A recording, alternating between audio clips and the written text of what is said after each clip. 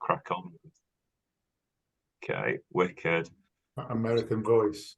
So no. So yeah. So welcome to our club development evening. So I'm Chris, and I'm the leisure development officer for the Get Active for Life team, which is the sports development section in the Nuneaton and Bedworth Borough Council. What I'd like from you two, if that's okay, if you could write down in the chat what you're hoping to achieve from this evening, and what we don't can tell do. me to go to chat because. Oh, okay. Well, but maybe just think you could always just mention it then at the very end, couldn't you? I mean, Yeah. we're not exactly in. There's a I lot of people like shouting questions, are there today?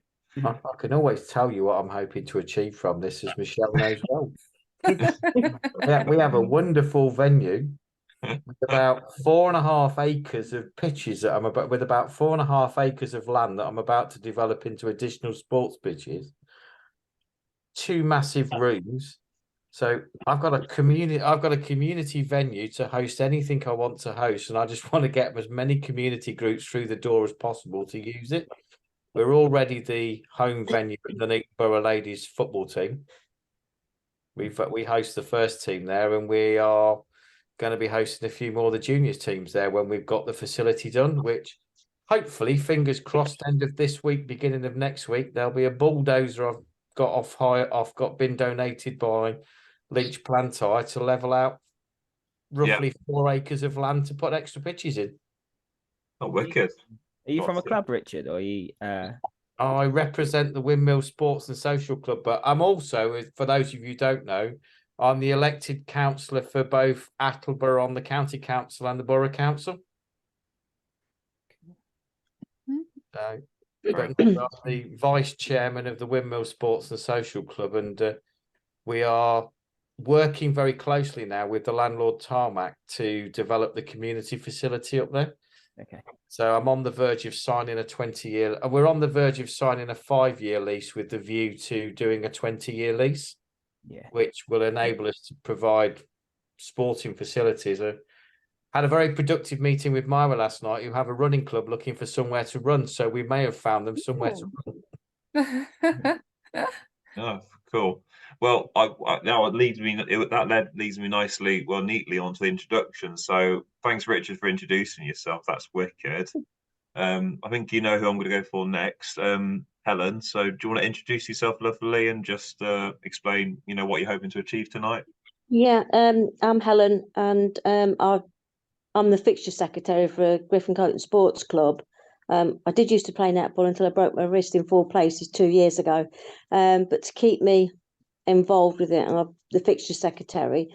And basically what we're looking for, we did have 4 teams last season, but we've gone down to 2 because we seem to have lost a lot of players. But we have got like a couple of junior sides, and we're basically looking for a coach for the juniors and adult teams.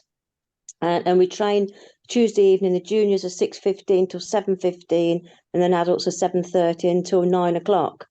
Obviously, we're willing to pay, but not having. And we've asked around, but whether you've got any other connections or whatever, I don't know. That might help us. And I'll just let you know, I work for the Nuneaton and Bedworth Borough Council too, in the licensing section. Oh, blimey. We're all together. And I've just bought a license for the school Christmas fair today from your team, probably. Oh, probably. What? Where was it for? Weddington. Yeah, I think so. Yeah. It's a small world, isn't it? It is, isn't it? But yeah, that's what we're looking for, to try and get some more adult players and also a coach. And any funding that's available that we can have. Yeah, brilliant. Well, hopefully our PowerPoints will be very beneficial to you, Helen, and particularly the active grants, which I'll go into detail as well. I suppose now, I've introduced myself. I guess I'll let Michelle, David, and Paul introduce themselves and tell you a bit about what they do as well. Do we want to go ladies first? I'm old-fashioned that way. Thank you. Go on then. I'm Michelle Black, so I'm Funding and Groups Development Officer at Warwickshire Community and Voluntary Action, based in the Nuneaton office at the New Town Centre. I'll pass on to David because he does a similar role to me, even though he's here for street games. Yeah, it's Davidson, because Richard, we had that meeting that one evening, didn't we, with Cheryl and yourself and Michelle about the Yes. so we've met. Yeah, Right. I have the same role to Michelle 3 days a week for Carver in North Warwickshire, but 1 day a week I work for an organisation called Street Games, and again you'll hear a bit more about that when I do my presentation. So that's my role here as well. Cool. And then, yeah, I'll jump in. My name's Paul Majelski. I work for a consultancy company, Continuum Sport and Leisure. I'm a senior consultant there. We are responsible for Sport England's Club Matters programme, which is a national support programme for community organisations and sports clubs. So we'll go through some of the advice, guidance and resources that are available via Club Matters shortly as well. Wicked. Nice one, guys. Right then, so without further ado then, now we've introduced ourselves and done all that jazz, we'll start with the presentations now. So Michelle, if it's okay with you, would you mind? Amazing. So this is our Get Active for Life PowerPoint presentation. So next slide, please, Michelle. That's cool. Yeah. Yeah, lovely. So here is our table of contents for reference, which we'll be going through. Next slide, please. Okay, so who are we? So we're all about the residents in the borough having opportunities to participate in sport, recreation and activities to ultimately improve their health and well-being. So on the left, that's Katie, who's our assistant director. So she oversees leisure and sports development, but she's also responsible for health parks, open spaces, ground maintenance, cemeteries, culture and museum and art. So quite a few things that she juggles with. Amanda, she's my line manager, and she's been in sports development for the last 20-ish years, so not too long at all. So she's got a number of coaching qualifications in a variety of sports and utilises them with schools as well as community events across the borough. You might recognise that guy there. So my job is about getting people active as well as developing and supporting our sports clubs and organisations. And on the right, we've got Lizzie, who's our support officer, who deals with the admin and business side of things. And she's also as you can probably tell from the picture, she's a qualified fitness instructor and aerial instructor as well. Next slide, please, Michelle. Lovely. So sports development plan. So we can help our sports clubs and organisations with developing a sports development plan. So this is about your organisation looking to the future and creating a plan to keep its facilities and sports users. It could potentially be working towards new and better opportunities to take part in sports. Club Matters have a really good template, which you can see I've attached there. So to kind of give an example, so for example, you got sporting objectives. You want to know how you're going to achieve this objective. So what resources will you require to deliver said objective? What are these implications, the timelines for delivery, and measuring success?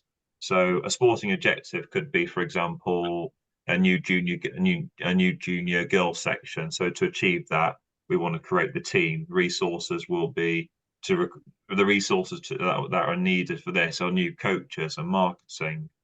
The implications for assessing the resources, well, that's going to be arranging the courses, paying for the courses and school visits, etc. The timelines for the delivery, it could be 6 months. And how will you measure this success? So that could be with, 12 new members and 1 new team established, if that makes sense. So that's quite a simple example, and Paul will probably go into a bit more detail when it comes to his slides. Next slide, please, Michelle. Wonderful. So we have a number of policies and statement templates as well as samples which we can assist you with.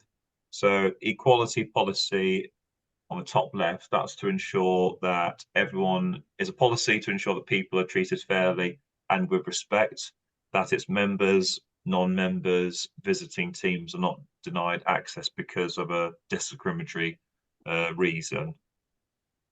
Safeguarding policy statements. So these are statements which can be assured of an environment in which rights, dignity, and individual worth are respected, and in particular that they are able to enjoy their sport without the threat of intimidation, victimization, harassment, or abuse. It helps foster a safe and positive environment and shows that a club is taking its duty of care, very seriously. We've got the volunteer policy. So that's a policy that helps define the role of the volunteers in your organisation. It also creates standards that will help ensure people are treated fairly and equally. And of course, we've got risk assessment. So these are obviously carried out to identify potential, instances and emergencies, what to do if an incident arises. They're key to keeping your players, athletes, team, staff, and spectators safe and letting them enjoy sports with all the confidence that they deserve. So next slide, please. So we have a number of ways of promoting your sessions, events, and good news stories. So we have something that's called a hoop board, which in very simple terms is our virtual notice board on our website. So it's a really good way of getting our sports clubs and community clubs in the borough to link into the community, so they can post their good news stories, their sessions, their events, all kind of stuff. So it's a way of keeping the community united in some ways. We've also got our active clubs page on our website, which lists all our sports clubs. So members of the public can jump on and choose the club that they want to try. We effectively want to be the one-stop shop for all sports. So if you want to look at football, it'll show you all the football clubs, badminton clubs, etc. So any club can go onto it, but providing they complete our club audit, which is on the same page as our active clubs, and then we'll be happy to advertise you as well as add you to our hoop board list. We also use Twitter, Facebook, and Instagram for our latest news, as well as promoting stories and opportunities. And again, if there's like a good news story, let's say, for example, you want a tournament or a session that you want to promote, that's something we can definitely help you with. Next slide, please, Michelle. Lovely. So active grants. So what is the active grant? So this is funding available for projects that are encouraging communities in the borough to be more physically active. So this could be a sports club putting together new sessions to encourage women, juniors, or people with disabilities. It could be putting together a sports day to get more people active. We fund schemes up to 12 months between a value of £300 to £1,000, and I'll be going through to the priorities in the next slide. We also do startup grants for clubs as well. So if you're a brand new kind of organisation that wants to start something up, we can help with, and we can also help with sporting qualifications. So if you've got people that want to do like a level 1, a level 2, that's something that we could potentially help with as well. So just those few examples at the bottom there. So on the bottom left, we've got Riversley Junior Park Run. So the active grant was used for the license to run the event by Park Run. So that's including training the volunteer team, the DBS checks, and the equipment such as the defibs, signs, flags, banners, high-vis cones. They launched in January and they're doing really well. They're getting at least 50 kids every Sunday. So that's massively successful. I'm happy to say I gave them some money through my county councillor grant towards that as well. And I went along to their first event. It was amazing to see so many kids out running. Yeah, no, it's really good, isn't it? It's really, really, really cool. In the middle, we've got there the Griffin Cotton Netball Club, and they identified a need for the junior section of the club. So you might know more about this, Helen, actually. But with the active grants, they were able to do taster sessions, and with it, they invested two current players to carry out the level 2 coaching qualifications, and they brought new equipment to run sessions, new kit, and league registration fees to get started. Yeah, so I think that was fairly successful, wasn't it? Yeah, it was. Like I say, we did have 4 junior teams, but then obviously as they get older, they're going, Yeah. they've got homework and all that lot to do, and then they can't come training, so they give up, and we try to bring them through to the adult teams, but they end Yeah. up going to college or university and then just forget about netball. Yeah, unfortunately that happens, I'm afraid. Yeah, Yeah, with some people just grow out of it, I guess, sometimes, don't they? yeah, Okay, I'll just go for the last one. So on the right, we've got the Nuneaton Tennis Club, and they noticed they didn't have a strong proportion of females in the club, so they wanted to offer I think they wanted to offer an inexpensive way of getting ladies back into the club. So they organised 2 blocks of 6 sessions, one at the beginning and one at the end of summer, and it was very successful. They managed to get women from the area to take part. Next slide, please, Michelle. Lovely. So these here are the priorities that will be given to projects. So if your project meets all of the above or some of it, then it's highly likely this is a project that that Get Active for Life would be interested in funding.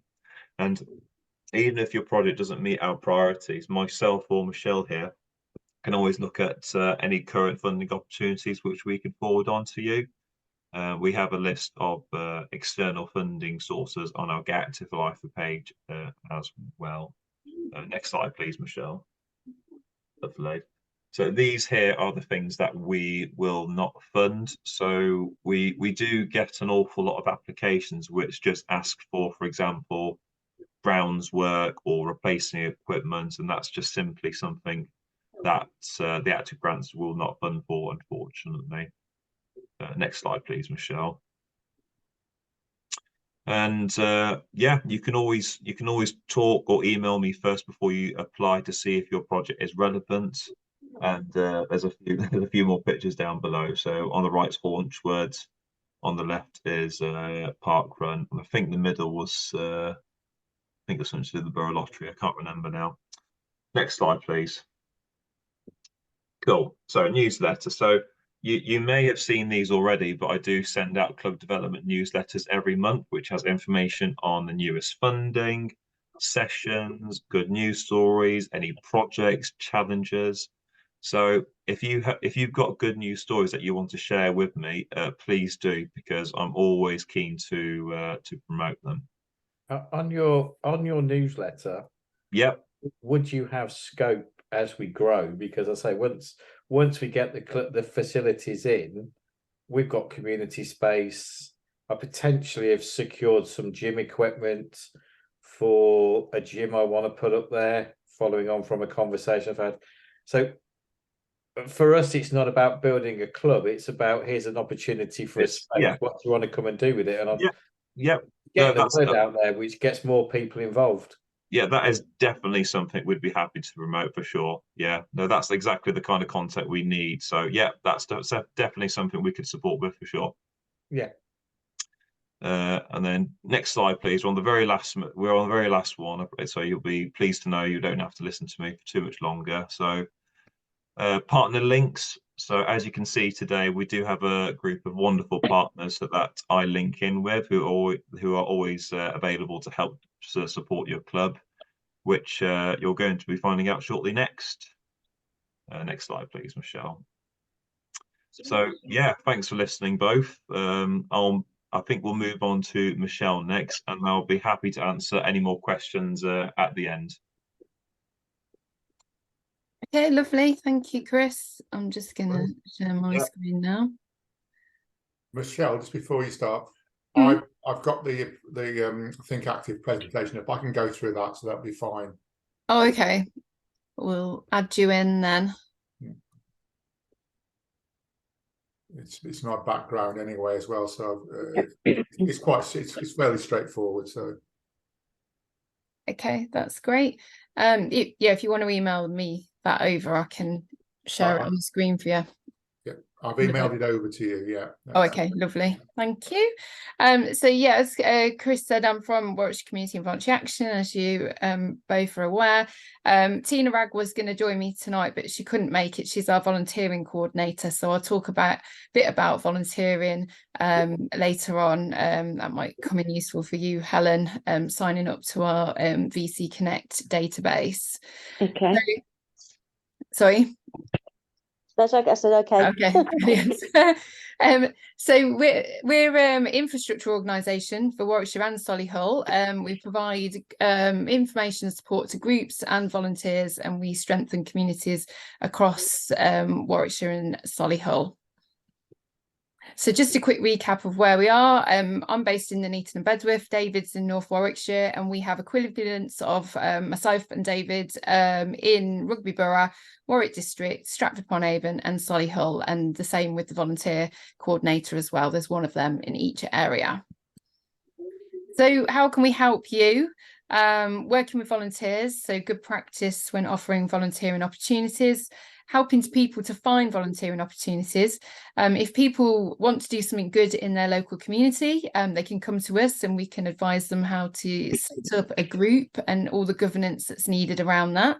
And then following on from that, if they need funding to do what they want to do, we can help them to identify and apply for funding. And then we can also link you with other partner organisations or tell you about networking events that you can attend to link in more with the community and voluntary sector. So governance, we offer resources around forming a new group, what roles and responsibilities you should have, sort of like your committee, your trustees. Following on from that, a governing document, a set of rules, we can offer a template and go through that with you, and then look at some of the policies that you need to have in place as well, and offer templates a bit similar to what Chris was talking about in his presentation. So all our resources are on our website, but if you have any individual ones that you need, we can just email them to you. So funding, usually we'd sit down and have a chat with you and talk about what kind of funding you want, how much you want, what do you want it for, and then that will kind of determine which funding pot you go to, really. So one of the key ones that's open at the moment is the Warwickshire County Councillor Grants Round 2. The link's there. You can apply for up to £350 or over, and the deadline is Sunday the 26th of November. So if Richard, you're aware of this pot, obviously, but Helen, I was just going to make a comment because I know Helen's on. Yes. Try and get in round one. If anybody's doing any of this funding, advise them to get in round one, because a lot of councillors tend to give the majority of their grant away in the first round. Right. Okay. I found out the other day as well that you're not allowed to fund the same, or the last time when I was issuing round one, you're not allowed to fund the same project in more than one round, which has upset a couple of people because they've put in for 2 rounds of funding and now I've been told they can't have it. So, but it's always a good idea to try and hit round one, because I do know a lot of my county council colleagues tend to give the majority away in that first round. Right. I tend to save some, but it tends to be for projects that have spoke to me, and I go, if you get your application in for the round 2, I'll make sure there's some money there for you. Right. Okay. So what, Griffin Coating, would that come under Arbury? Arbury Ward? I can't remember now. I think it would sit in Arbury, yes, but yeah, I think it is. Yeah. So that's Councillor Claire Golby, isn't it? Yes. Yeah. So I think she has got money left in round 2, but like Richard says, depends if she's kind of earmarked it for anything. But you could still put in, even if you still put in, because it doesn't have to be the local council that gives the grant. Because I know I funded Aspiring Arts before, which is a borough-wide project. Yeah. And people from all over Nuneaton could be coming to Griffin Coating netball team, couldn't they? Yeah, they could. Yeah, although we have got quite a few teams now within the Nuneaton and Bedworth. Yeah, yeah. Well, it just depends. It depends if you've got anything that you can think of that you need funding for, that you could potentially get the application form in for this Sunday. Well, But basically, I'll just go back to the committee and just say, look, you know, there is a round of grants, but you have to put in for it by the 26th of November. yeah. But if Yeah. it was just up to £350, that's a very simple application Yeah. form with just one like narrative question, just saying how you'd hit these community these points on the slide here, really. So for improved physical and mental health and well-being, perhaps you might come into there. Loneliness and isolation could potentially be a category. So you could, if there was something, some equipment or something that you could apply for the up to 350, it might be worth just putting that in this time round. Yeah, would it be possible to have a copy of the presentation emailed to yes, me? yeah, we'll send all that out afterwards. Yeah, that's great. And then I can send it on to the committee, and then they can all have a look at it. Yes, so, yeah, that'll definitely. Be great. We'll send that on to you, and that link there with the application forms there as well. That's great. This has changed recently as well, because there's less governance over the smaller grants, and they're easier to give out. Before, managed on the same scale as if I was giving somebody a couple of £1,000, and they've done it so that the smaller grants can be done dead easy. Okay. Yeah, quicker turnaround, and the condenser form, haven't they? So yeah, but I suppose if you did that and then you wanted to apply for a larger amount of money, I'd have to check then if you could apply for in round 1 next year. But then there's other parts. Check that, because I know a couple of people that have fallen foul of that, because they were told to apply by other people, and then when I came to dish the money out, I was told I can't give money to them because I funded them in round 2 last year.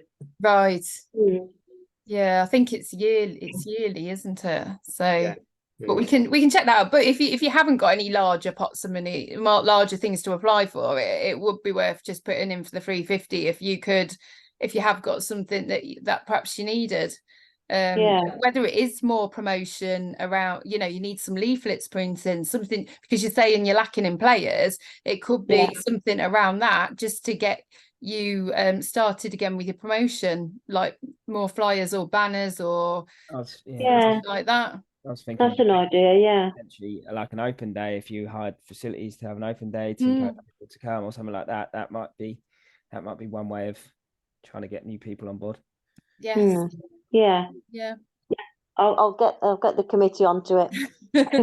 Sorry, it's a bit of a short deadline.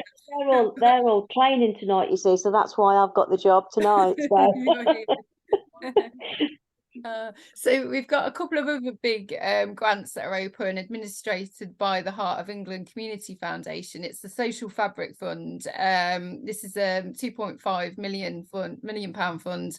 It's part revenue, part capital, and Warwickshire Carver does have a support worker, Tom, who can come and speak to people about this fund if they were interested in putting in an expression of interest. It's to invest in social infrastructure. The links there, there's loads more information on the Heart of England website there. There's no deadline to this one at the moment, so it's running for the next 2 years. And then we've got the new fund, which has just become available, Inclusive Communities Fund, set to ignite communities across the West Midlands. It's come on from the Commonwealth Games. The fund is all about bringing people together, improving health and wellbeing, helping the region grow and putting the region on the map. Again, 3 points, 3 themes that your grant application would have to follow is physical activity and sport, mental health and wellbeing, and arts, culture and creativity. So there you could apply for the 350 grant.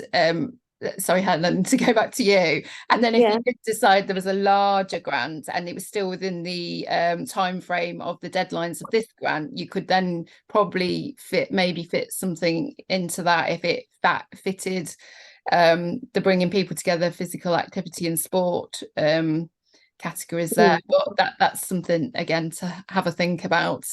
Yeah. So other funders, sorry. Can you give Tom a kick? Tell him I'm waiting for the phone numbers so I can find out if we can apply. Oh, right. Okay. Yes. It depends on what area. For the fabric fund, Michelle, what area would Richard be in? So we kind of identify Camp Hill. Yeah. And, well, it depends because, yeah, you're not quite in Atherstone Central there, but it's more people from Camp Hill would come up and use your centre, isn't it? Yeah. So yeah. So yes, Tom's had a chat with Richard about that fund, but yeah, we've got Tom who can go back to Heart of England and check things out for you and support with the expression of interest, because it's quite a more in-depth form, I would say, compared to perhaps the county councillor grant form. So, and then I've just got a list of other funders here, that some of the ones that we perhaps point people to. Get Active for Life, Chris has already gone through that one. Sports England, we were just talking about this one. Paul's got some information that he's going to send over to me that I will send out to everybody after this presentation. They've got a small grants and crowdfunding money available at the moment.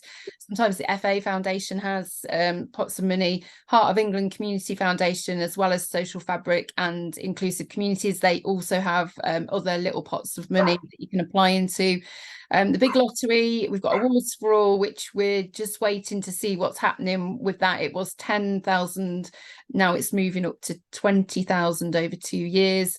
When they release the information on that, we'll have that, and then the normal Reaching Communities grant.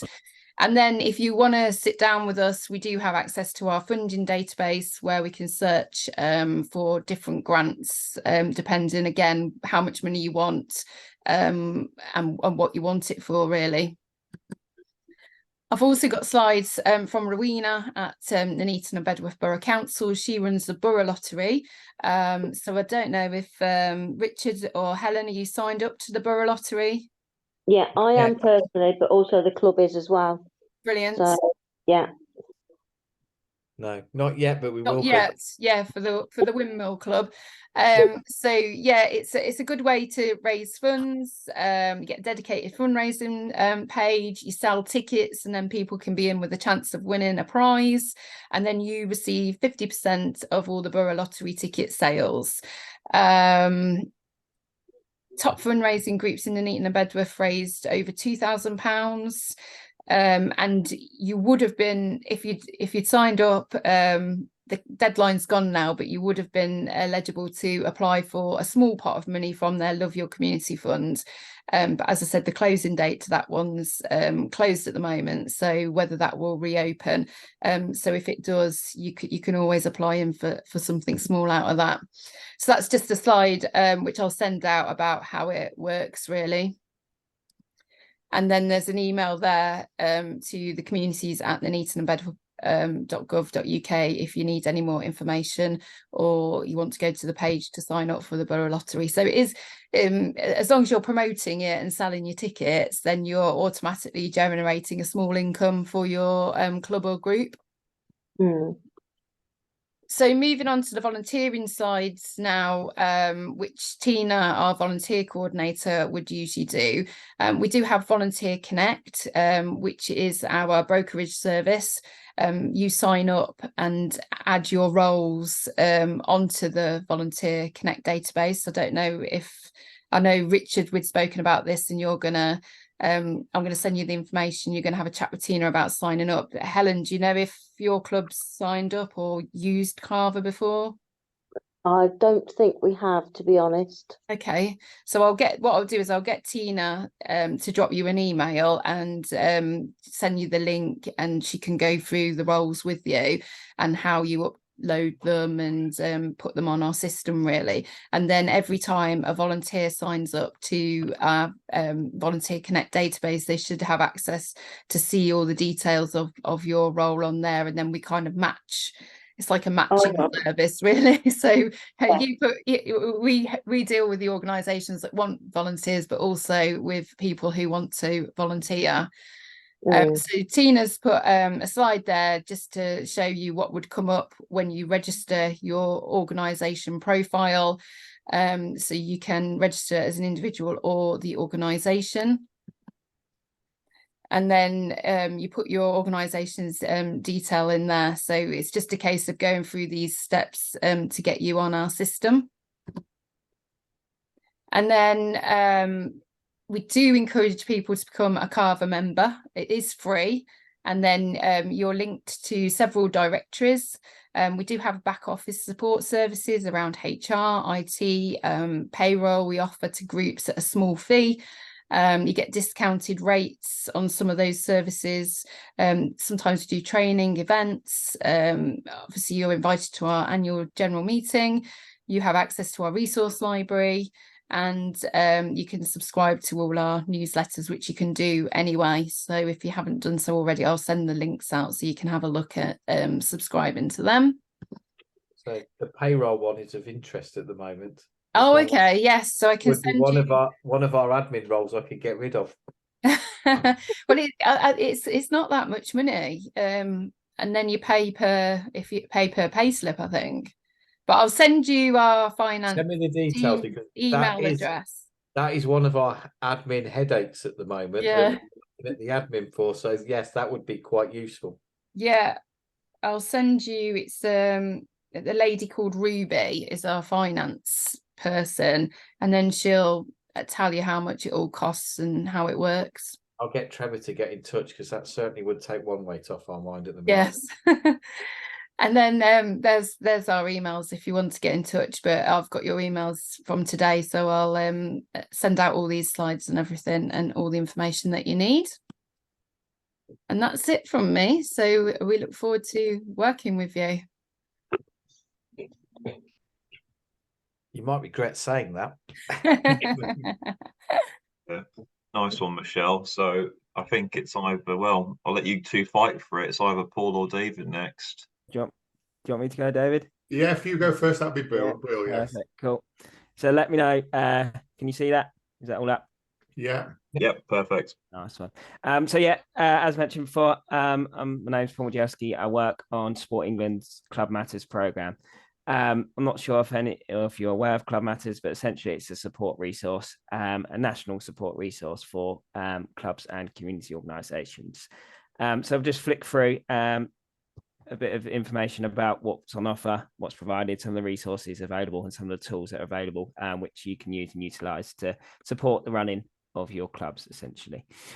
So first of all, what is Club Matters? As I mentioned, it's a Sport England lottery funded programme.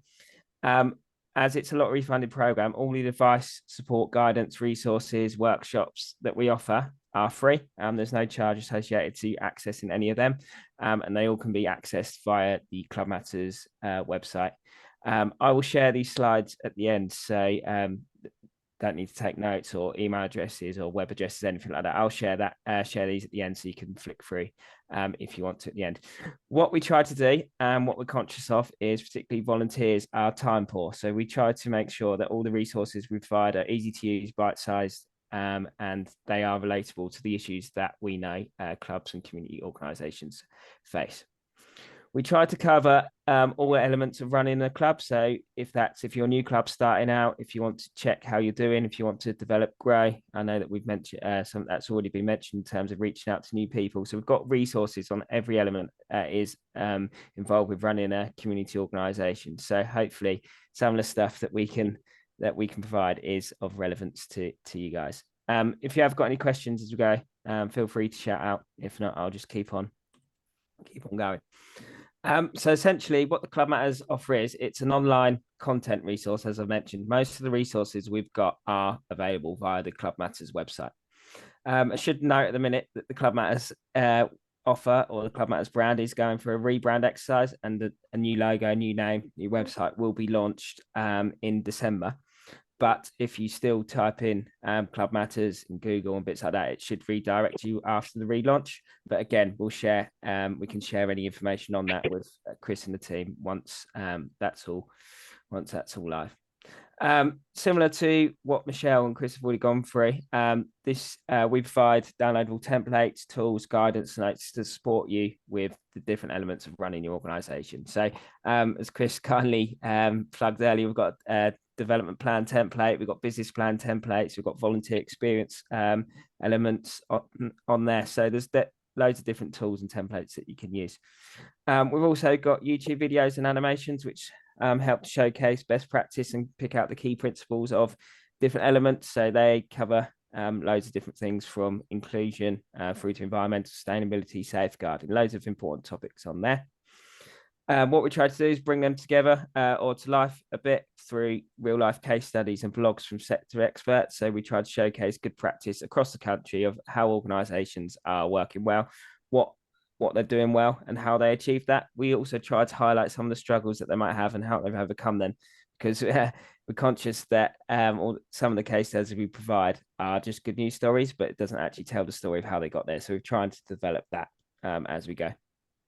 We've got a couple of self-help tools, which I'll go into a bit more detail on as we go through. We've got open workshops and learning opportunities. Again, I'll touch on them in a minute.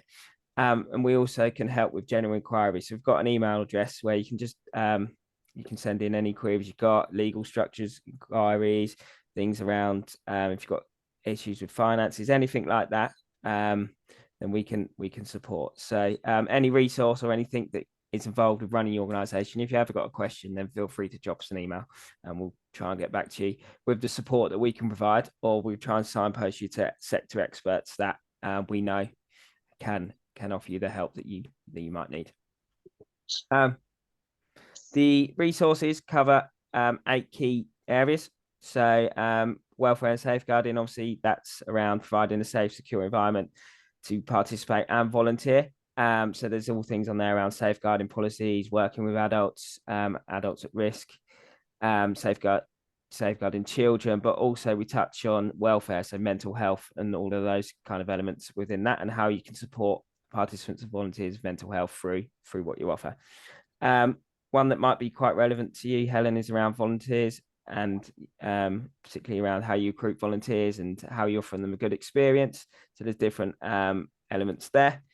Governance touched on in terms of legal structures, good governance practices, reference to tier 1 of the governance code, all that kind of stuff is in there. Financial management, obviously that's financial planning, budgeting, income and expenditure forecasts, business planning, all of those kind of bits are in there. You'll see as when I send the slides out, these the boxes and the words are hyperlinked, so they should take you to the relevant section of the website if you're interested in any of these resources. And then Richard, an area that might be relevance to you is around the facility development. So how you can develop facilities, maximize the use of those facilities, reach out to different communities to access the facilities, but also things around security of 10-year leases, all that kind of stuff is referenced. And do you have experts in reading leases? We do have links with Sport England's facilities team. But the reason I say that is I have today rewritten the 4th sets of heads of terms on the lease, and I'm going to get some legal documents sent back to me soon, because the landlord's virtually in agreement to how we've rewritten them. So one of the things we could really do with is having somebody to cast an eye over those for us.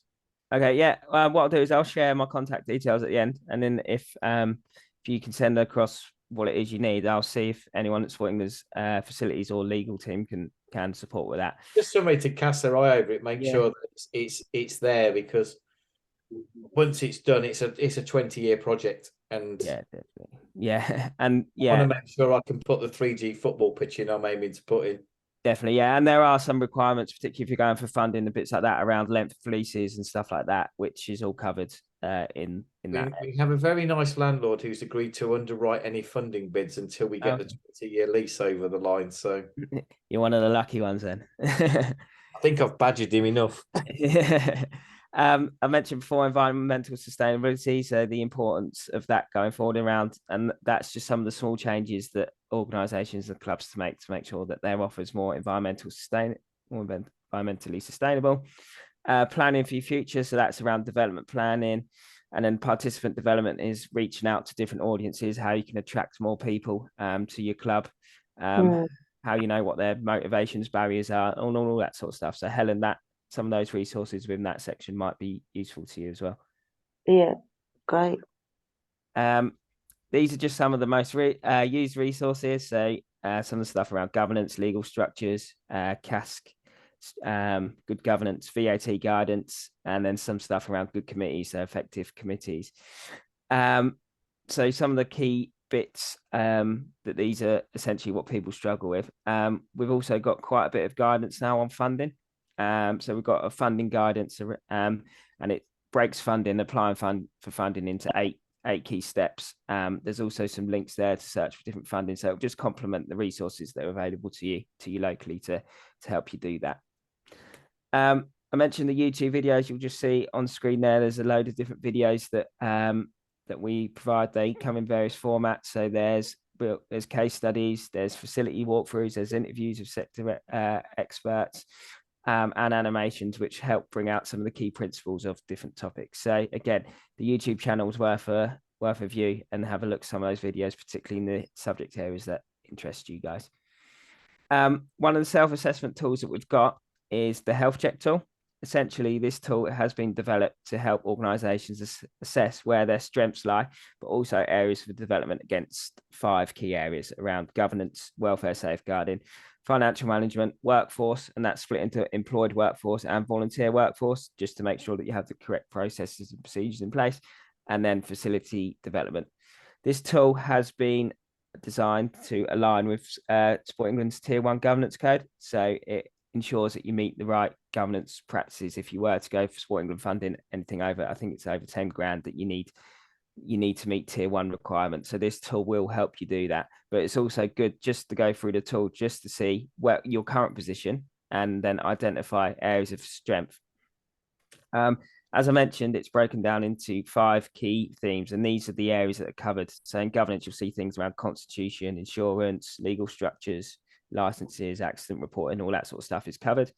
Welfare safeguarding, policy, DBS checks, and some questions about welfare officers.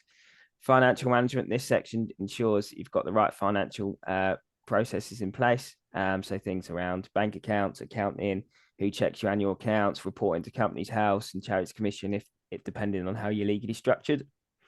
Volunteer and employed workforce. So do you have enough volunteers? It helps you assess that. But most importantly, are those volunteers appropriately skilled and trained to offer a safe and secure environment to play, essentially. Richard, might be applicable to you, but stuff around PAYE, contracts and national insurance, all that sort of stuff is covered in there as well. And then the final one is around facility development. So that covers security of tenure, which we've mentioned, insurance, equipment, security, but also the suitability of your venue to ensure that you can provide the offer that you want to. Another tool is Disability Inclusion Club Hub, which we've got. So that, again, that's a self-assessment tool. And that tool has been designed with the Activity Alliance to ensure or help ensure that your club is as accessible to disabled people as possible. Again, it just provides some feedback for possible solutions and development areas. None of this is assessed by anyone. It's all self-assessment, and both the Disability Inclusion Club Hub and the Health Check tool, they provide a report at the end, and within that report it links you to relevant resources that will help you develop in the areas that have been identified. So we don't just say this is what we think you need to improve on based on the answers that you're given, but here's a resource that might help you do that. So hopefully that's quite useful. In terms of learning and training opportunities, as part of the Club Matters offer, we do offer some workshops. They are open workshops. There are a series of open workshops which anybody can attend, and they can be booked via the Club Matters website. There's currently 12 different topics available. So anything from planning for your future, participant experience. So Helen, that one might be applicable to you in terms of how you can offer the best experience, how you can attract more people to your organisation, but also yourself and Richard, the engaging your community one might also be quite useful in terms of how you reach out to different parts of your community, how you interest them in becoming part of your organisation, or how you can develop those relationships to create partnerships going forward. So as you'll see on screen there, again, these have all been hyperlinked to more information for the available training and learning opportunities. So when I share the slides, if you want to click on any of these interests, you should be able to see some more information on them.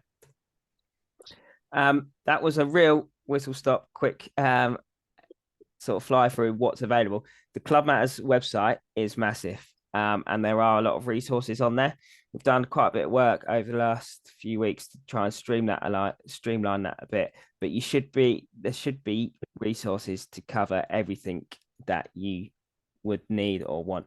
If you can't find anything, or you're after a particular resource or have a particular challenge, then please just feel free to email us and we can pick that up or signpost you to where support might be, just to help you with the running of your club and organisation. So essentially, yeah, that was sort of a real quick run through, but I don't know if anyone's questions. Hopefully that was useful. Very. I think at least 10 of those 12 I think I could I need to try and find the time to sit and do myself. Yeah, and those workshops, they were depending on the formats, they're either 45 minutes, they're 2 hours, they over online face to face. So and what it does is a good networking opportunity and to learn from others. So you get in the room or virtual classroom with 8 to 10 different clubs who might have similar experiences or have been through something similar to you, and you can learn off them as well as the tutor that delivers those. Perfect. Good stuff. Yeah, nice one, Paul. That was wicked. And last but not least, we've got David. Yeah, do you want me to quickly go through what Think Active is to start off with then?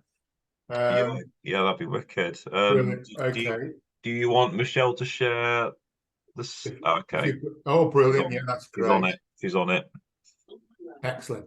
Okay. Unfortunately, Lucy, who is the area development person for Northern Warwickshire, is ill today, so she can't make this. So I'll just quickly go through, because some of the things that Michelle has already mentioned are on here. Could you put the next one on, please, Michelle? Yeah, can I just check? Is this the one you want, or do you want the funding fair one? Would the funding fair one be more up to date?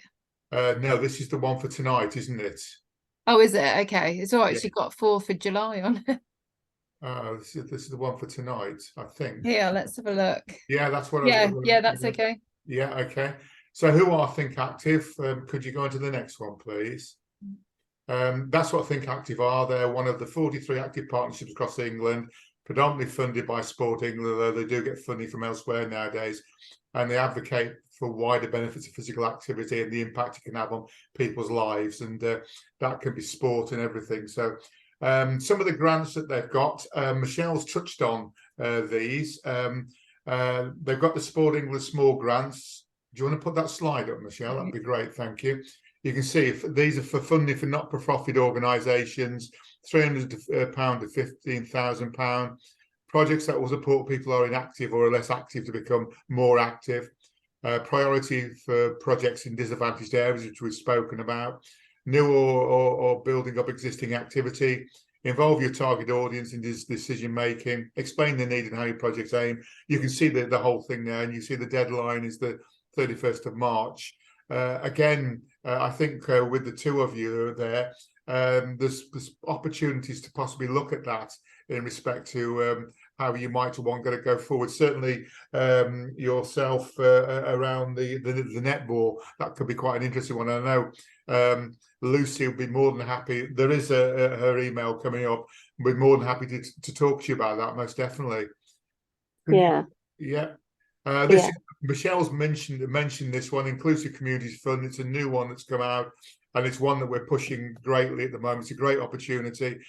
We had a funding fair in Atherstone this morning, and most of the time there was a long queue for Heart of England to talk about the Inclusive Communities Fund. So it's a great opportunity at the moment. So as you can see, again, as Michelle says, the 4 grants available are there: small, medium and large, and small works. And there's some big sums available. So again, Richard, from your point of view, there's potential opportunities as well as you go forward to maybe explore there as well. Yeah. Do you know with the Inclusive Communities Fund, if we can do a joint bid? As far as I'm aware, you can look at it from that point of view. I can get Lucy to clarify that, but my knowledge of that is that, yeah, they're looking for, certainly it's something we're looking at the street games that we might work. We're looking at with Think Active and street games to look at maybe an Inclusive Communities Fund bid that overarches with other partners as well. So I'm thinking of it's something with the football, predominantly something with the football club.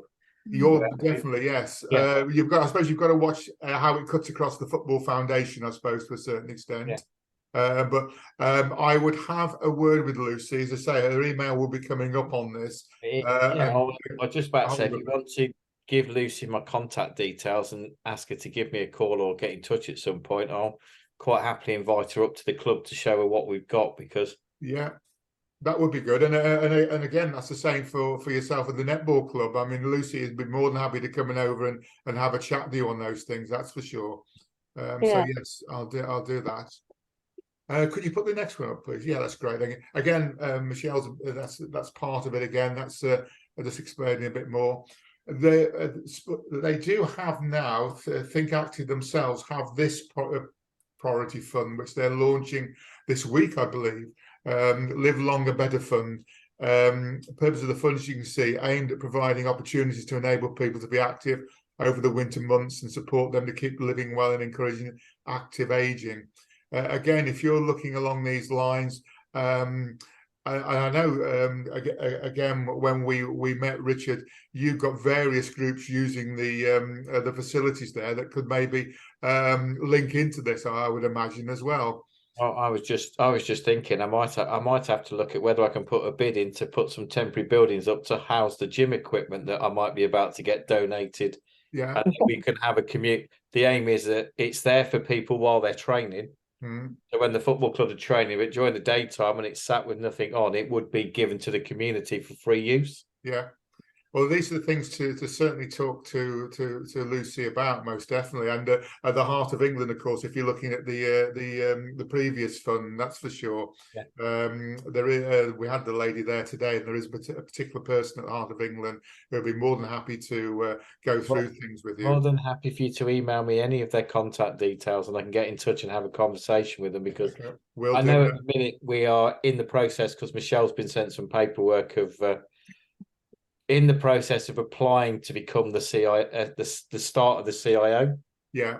So it's having a conversation what we can do in the meantime. Yeah, absolutely. No problem. So that's an opportunity. You can see the priority groups are people with long-term health conditions, disabled people, lower socioeconomic groups, and culturally diverse communities. So that's what you'd be looking at as potential priority areas. Okay, could I have the next one, please? So yeah, that's what they can fund. Equipment hire purchase, coaches fees, expenses, hire facilities, promotion, publicity, staff costs, volunteer expenses, transport, travel, insurance, and workforce qualifications and training. And then the funds open up to applications to £2,000. So yes, and that's who can apply. So again, it covers most opportunities. Certainly the two of you there. And you can say they particularly welcome applications from community groups and organisations who work with groups who are trying to target, Think Active are trying to target, even if you've never delivered a sport, physical activity or exercise project. So again, if you've got, as you say again, Richard, looking at the next 12 months, 2 years, if you've got that sort of thinking there, it's worth having a chat about it. Yeah, and you can see another counsellor. We've been told that there's people looking to put on physical PT sessions and stuff, so it would be good to be able to fund those. Absolutely, and you can see there that there was how to apply a process as well. So again, as saying, Michelle will send this information out to everybody as well, so that's good. So yeah, if you go on to the next one, that'd be brilliant. Club Hub, what information would you like? I think again you go into that, and that's Lucy's email on there. So that's a quick whistle-stop tour through there. As I'm sure Lucy would have done a darn sight better, but she's very good, and we're more than happy to welcome contact with you. So I will send through your contacts to her, no problem at all. Brilliant. Okay. Do you want to put me onto the street games one now then? Yeah. Thank you for covering that. No problem. Here we go.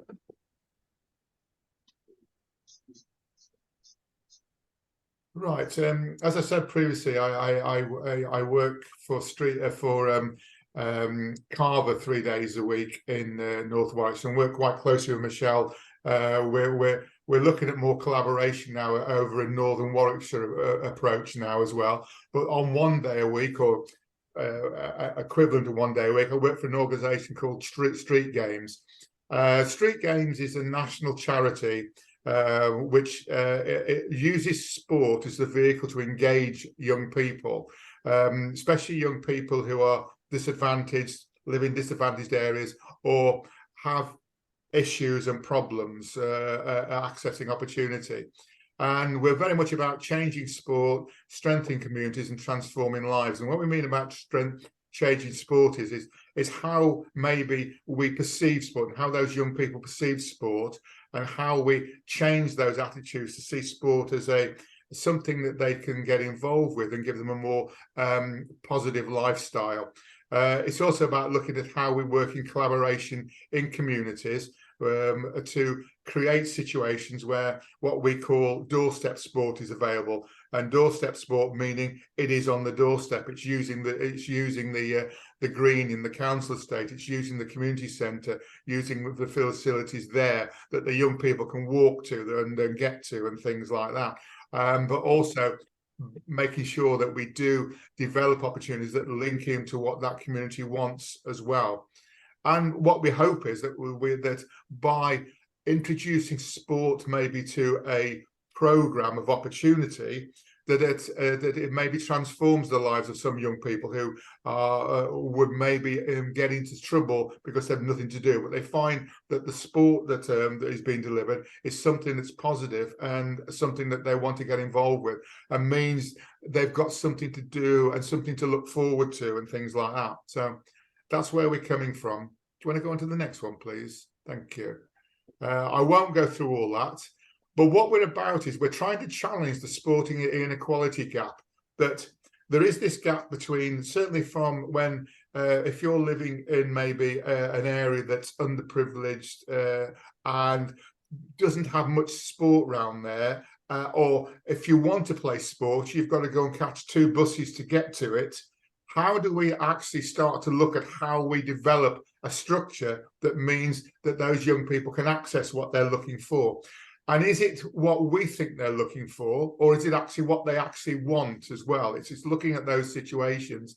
And there is a demand. We know there's a demand.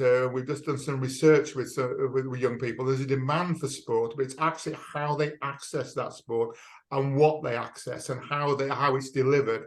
The traditional way isn't always the way that some young people from undeserved communities want it to be delivered. So it's working with communities, working with agencies, working with sports clubs to look at how can we deliver a sports structure that allows a young person to maybe access doorstep sport at 11, 12, 13, and actually when they get to 17, 18, transition into a sports club, because along that way they've got involved with the doorstep sport, they've liked it, it's given them a more of a positive lifestyle, something to look forward to.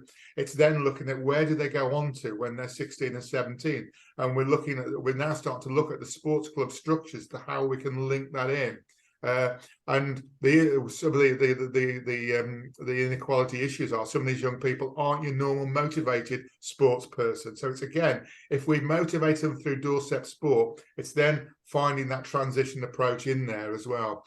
And we're looking to work in partnership and collaboration to bridge those sporting gaps and to give those opportunities and deliver in a way that suits everybody, the young people, the communities, and everything else, and it gives opportunity and transforms lives. Okay, could you go on to the next one, please? So that's what we're looking at, the vision: healthier, safer, more successful communities through sport. We talk a lot about sport being a healthy thing, getting young people to actually do more exercise. Well, actually, through doorstep sport and the programs we do, there's a potential opportunity for them to get that exercise in a safe environment. And that's the key thing as well, in a safe environment in their own community. And again, that's a key one, in their own community, and then building on that as we go forward. And you can see the mission there to transform lives. Let's get my little thing out of the corner. Oops, hang on, I got too far. Transform lives of young people living in low-income, undeserved communities through sport and physical activity. And again, that's a key thing that we want to try and do. And the impact is then changing sport, strengthening communities, and transforming lives. And again, I'll go back to a real key thing is we want to start working in collaboration with community groups in the low-income, undeserved community areas, or in areas where there are issues. And can we work with the community groups, the community leaders, and all the other people that might be there to develop a situation where that young person can come along and have a go at something which they might find very interesting, and in turn, over a set period of time, that transforms them from maybe being a person who doesn't have any motivation into a motivated, positive young person. Okay, could you go to the next one? Thank you. And that's what we've got to try and look at. It's certainly the third one. We want to work with lots of partners to try and make sure that the third one there, the least of minority groups, actually happens, and we get that up towards where the most affluent is, and we start to work with the least affluent, or work more with the least affluent as well. And that's how we operate, most definitely. Okay, we want to go on to the next one as well. We are the people beside the people who change lives. I mean, these are all the jargon words, so you know, these are the things. But this is what we're looking to do: collaboration. That's what we're looking at. Street games are committed to growing reach of impact doorstep sport, and we're more than happy to welcome and work with agencies who see that as a potential opportunity. And we're one of the things that we quite like doing is we have training opportunities, again, similar to what was mentioned previously, but we have training opportunities around how you actually link sport into maybe a youth program in the week. And that sport is not necessarily how you would deliver it in a sports club. The sports training that we do and the sports activators we have are very much games, fun, and competition orientated. But you don't have to be good at it. You don't have to have played it. You don't have to have the right kit. It's all about adaptation and making sure that when the young person has a go, they go away having had fun and want to come back and do more. So it's not coaching, but it's actually how you might encourage a young person to actually have a go at something. They become more physically active, they become more positive, and they see that actually there's more to life than hanging around a street corner, for want of a better expression, I suppose, as well. And the training academy stuff that we have is very much around, we have activators around a lot of the major sports. We also have workshops around topics that, again, might be useful to community leaders, youth leaders, who, again, maybe haven't got too much experience of working with young people, around mental health issues, exploitation, and childhood experiences. And the workshop training goes through what you might need to look for, what you might want to say, how you might want to do it. So again, it's a whole package around how we might support the deliverers to deliver as well, sort of thing. So that's what we're about. We're very keen to work with agencies across Nuneaton and Bedworth, and that includes sports clubs. I am talking to some of the youth providers already, but I'd welcome a talk to yourself, Richard, and yourself. I'm terrible at names. I've forgotten your name from. Where are we? Helen. Helen as well. I'd be more than happy. Sorry, I apologise. I just bring it down to my age. So yeah, I forget these things. Be more than happy to come and have a chat with you about if this was something you might want to link into. I was just about to tell you off. Sorry? I was just about to tell you off.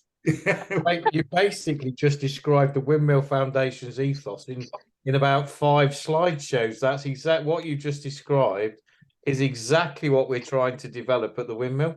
Yeah. Be here and you've been up there, so I'm going to tell you off for not coming to me with this idea sooner.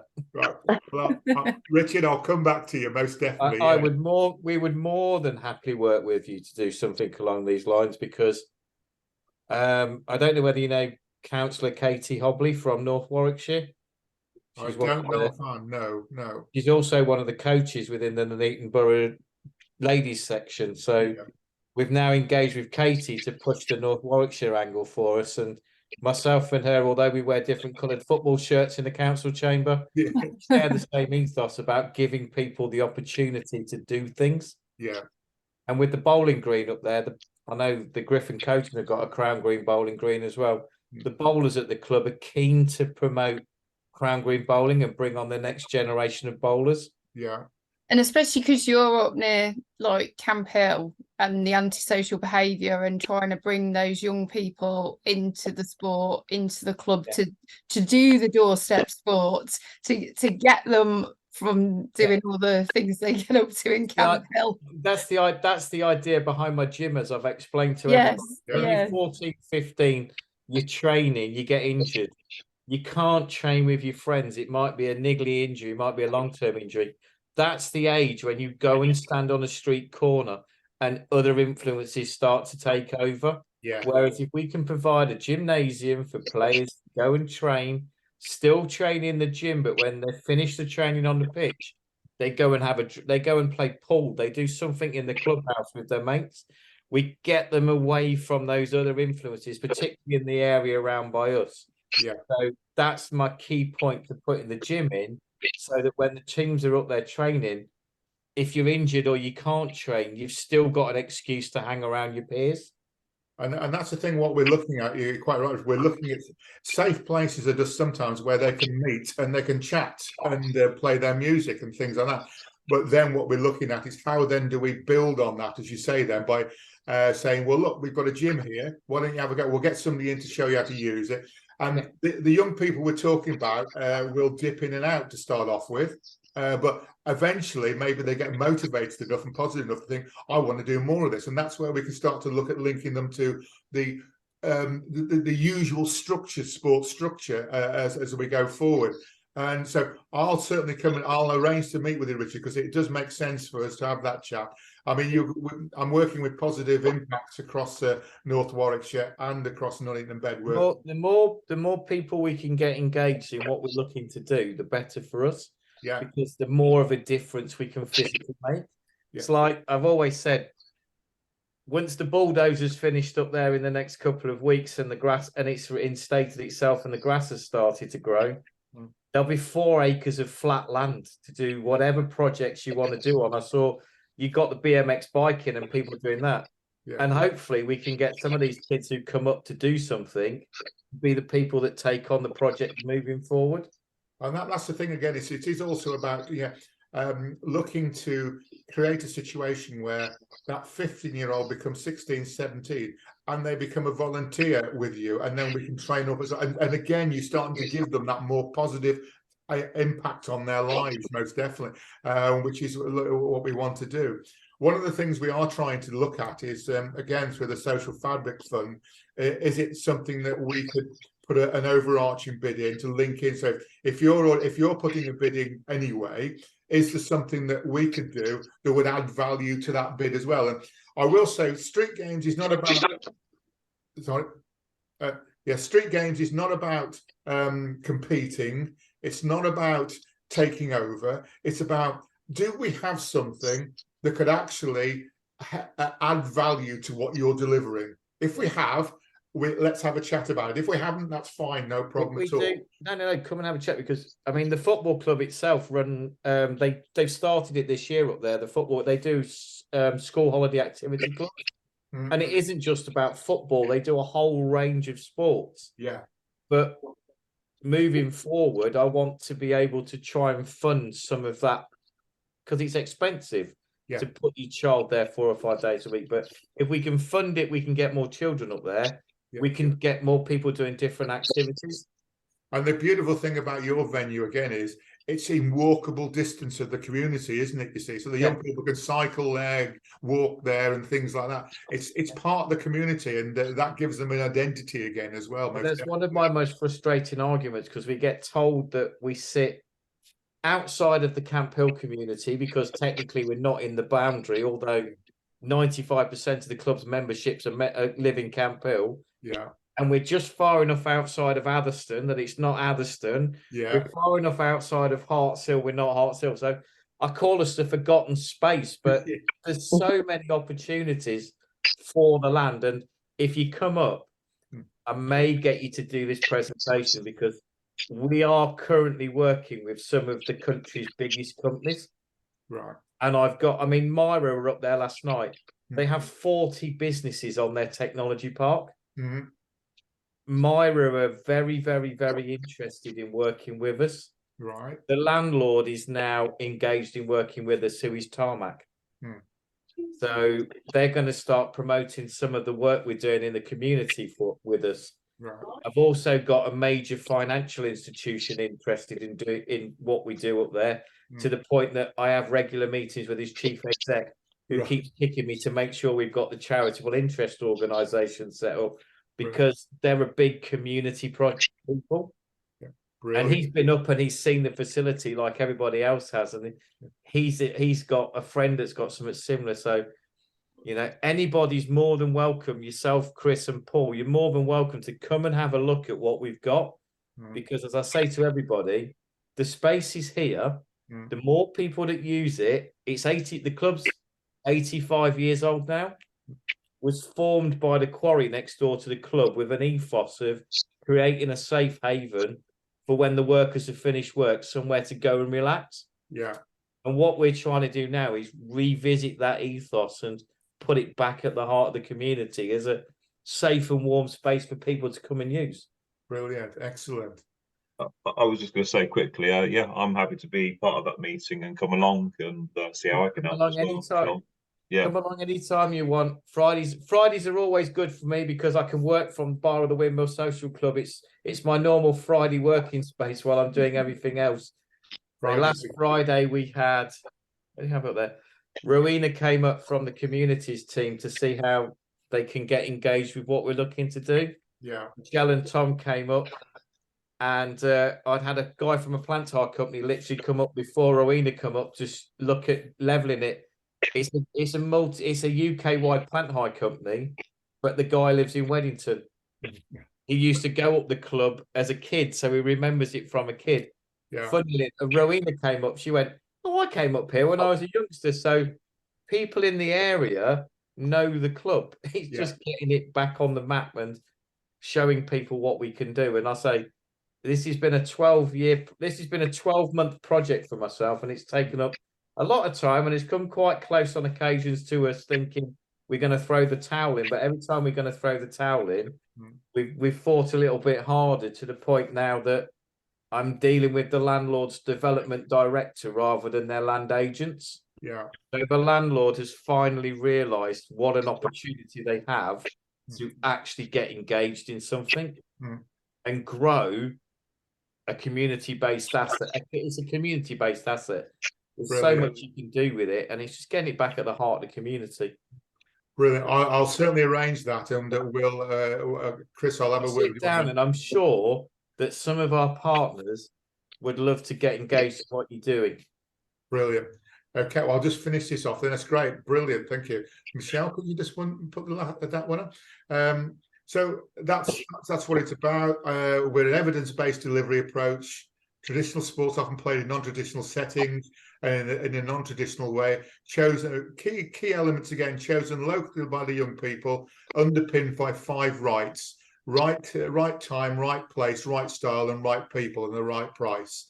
The Dorset Sport offers opportunities for regular participation, approximately delivered can transform lives and deliver confidence, competence, and new life skills. And the last thing, our commitment to Dorset Sports is committed to growing the reach and the impact of it. And the key element again is the next thing is where do we transition if they've been at the club for 4 or 5 years and they're keen, where do we transition them onto afterwards? That's brilliant.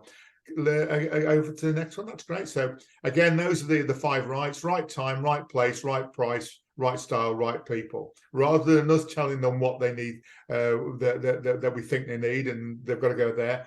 We work with the communities. We work with the young people to provide that. Okay, then again, Michelle, that's it, and that's our end game. All young people from low-income, undeserved communities can engage. There's a year-round multi-sports activity. And again, that's what we want. We don't want holiday programs or a one-off. We want all year-round stuff now that they can access.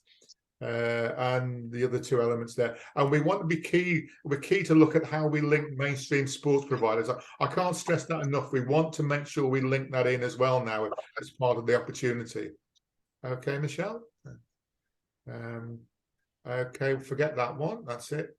Okay.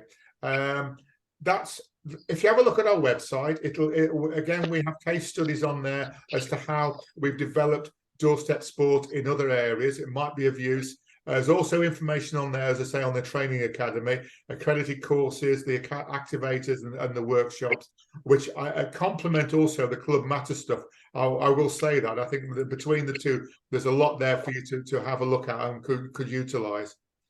And that's it. Yeah, thank you. Nice one, David. Brilliant. Yeah, that was cracking. Right, we did just very, very quickly, because I'm sure everyone wants to disappear very soon.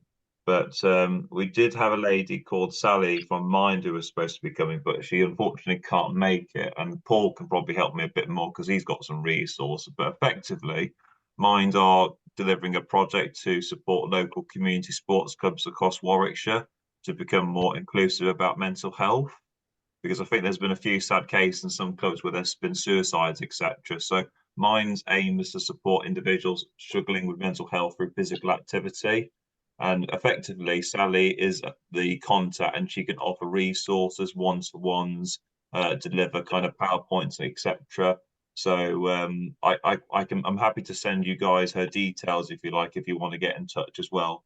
Yeah, just from a Club Matters perspective, we've got some resources on that around supporting people with mental health, but also working with Mind to develop like an animation on stop support signposts. So how you recognise mental health issues, how you can support people through that, but then who do you signpost them to? It links in sort of with the ED&I inclusion framework and priorities of everyone in terms of supporting that welfare of people. So again, Club Matters can support with that if you need to. So drop us a line. Cool. Okay, so it's over to Richard and Helen. Have you guys got any questions for us? Did everything make sense? It made sense. I think this is something that we've been needing as a club, and I'm sure you'll be definitely hearing from us. Okay. Good stuff. That's what I like to hear. And Richard, any more questions you've got? Or... It's just very, very useful. And like I say, there's an open invitation to anybody that's not been up. Come up, have a look at what we're doing. Come and work with us, engage with us. As I keep saying to people, I can't design the projects for people, but I've got the space for people to do the projects. I say we were talking last night, and we were told about the running club that goes for a run down the A5 because they've not got anywhere to run. And I'm like, well, I got 4 acres you can run round, and during the summer you can park your car in the car park and go for a run down the Quarryman's Walk. Mm-hmm. So, what's that in-house Myra staff health and wellbeing initiative? Is it? But we will engage it into a community running group, because one of the things that Myra was saying is they have a lot of workers who come and work for a few days, so they don't really in the community. So one of the things we're saying is, and they're going to start signposting, is all the events we do on up there. Last night was the cake night, as we call it, which is where the ladies group gets together. They were doing crafting last night, but they've got a book club form, so they're going to start passing it out to some of their workers as well to come up and get engaged, which is where the gym equipment is potentially coming from, because they're having some new gym equipment. So might reach out to you, Richard, at some point in terms of a case study or shared case and best practice, particularly around how you create those relationships and partnerships with those organisations. I'm more than happy to have a chat, because I was walking around the gift fair at the NEC on Sunday, and I ended up drinking some coconut nectar flavoured lager, which I have to say was very nice, and it'll be very refreshing on summer. And I'm just about to send them an email, because they do a red dot project where they hand out free sanitary products to anybody that can't afford them. And the minute I mentioned that we're engaged with the football club, they brought their business development manager over, and we're literally just about to send you an email, because they're engaged in to see what we can do about becoming a hub for them. Yeah. And as we move forward, we'll be able to donate some of or get some products donated to them so they can give them out. Yeah, perfect. We've also got case studies of clubs that have done similar things around in terms of being that community hub. So I'm sure we can put you in contact. I'd love to have a longer chat with you about it, because contact with them and how they've done it, what they've learned, all that sort of stuff. I'm sure sort of we can share. No, I'd love it, because I say there's three of us mainly been driving it for the last 12 months, and we found out on Sunday, when I was having a bit of an argument with somebody on Facebook, that one of the borough coaches is a North Warwickshire councillor. So the head coach of the borough ladies has had a bit of a kick somewhere to, why didn't you tell us sooner Katie was on board with you? I'd have got her involved. So we got 4 people pushing the project now. But no, we are literally on the verge of sorting the lease out, which is the biggest thing, which is why we've managed to get the paperwork sent over to Michelle to read. And we can get the CIO set up, and then that just opens us up to a lot of funding. But as I said to 2 funders on Monday, you're all big enough to give me £100,000. If 5 of you gave me £100,000, that £500,000 would make a massive difference to the area in which we sit, and would make the project deliverable. But to you, £100,000 is nothing. A company that turns over £350 million in profit a year, to give me £100,000 is nothing to put back into the community. So I've got my fingers crossed. At least 2 of them are thinking about it. or even Tarmac Tarmac are considering making us part of their Section 106 agreement for one of their developments. So again, that's a massive thing. It's nothing to them. They already own the land, but to give it to the community so we can push on and do what we want, we'll hopefully see that 3G football pitch in North Warwickshire, in the north of Nuneaton and North Warwickshire, a lot quicker than I was planning. Brilliant. Yeah. I just wanted to say to Richard and Helen, I have posted a link in the chat that leads to a feedback form. It would be amazing. It'll take you probably 2-3 minutes. It would be amazing if you guys could complete that.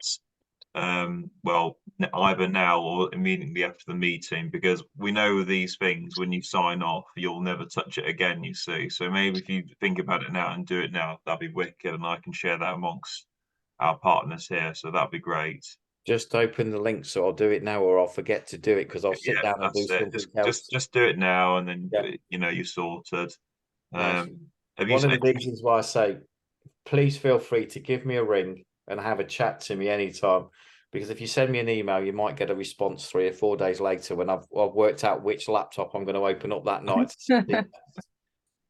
Yeah, no problem. But I say there's an open invitation to anybody who wants to come up, even yourself, Helen, if you want to come up, because you're not that far away that we couldn't work together on some stuff.